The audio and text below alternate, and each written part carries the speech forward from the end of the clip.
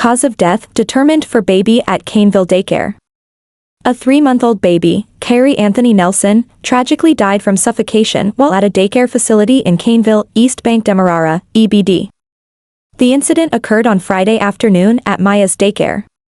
Rebekha Anthony, a 23-year-old single mother of 2, recounted that she had dropped off her son at the daycare around 8 a.m. before heading to work.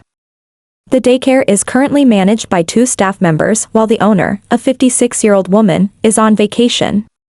Anthony received a distressing call from one of the daycare employees, informing her that her son was unresponsive. The girl from the daycare called me and was saying, "Rebekha. Rebekha. It's Kyrie's teacher. Can you please come to the daycare now? And when you're coming, please bring an ambulance."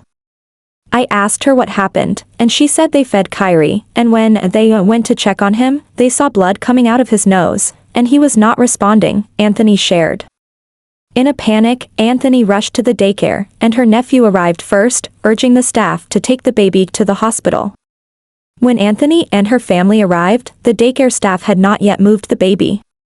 Only after their arrival did the staff decide to take the baby to the hospital by taxi. When my son arrived at the hospital, he was already blue. My baby had an oxygen mask on him, and they were pumping his chest. All I kept seeing was my baby's belly going up and down, and he was not responding. I got down on my knees and started to pray, asking God to give my baby one more chance, the tearful woman said.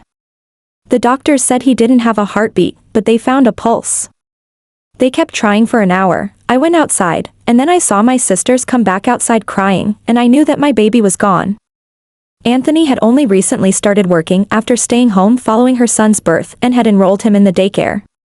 I need justice for my son. Friday, my son left home fine. He was playing and smiling with everybody. He was healthy and jovial. My child had no health issues, and if he was ever sick with a fever or anything, I would stay home and make sure I took care of him until he was better. I need justice for my son, because you cannot take people's children, and when something goes wrong, not try to take them to the hospital, she contended. The Human Services and Social Security Ministry stated that investigations revealed 24 children currently attend the facility, including 3 3-month-old babies. The ministry noted that the last documents issued to Maya's daycare for renewing the child care license were on February 7, 2020. Kyrie Anthony Nelson's body is at the Georgetown Public Hospital mortuary awaiting a post-mortem examination.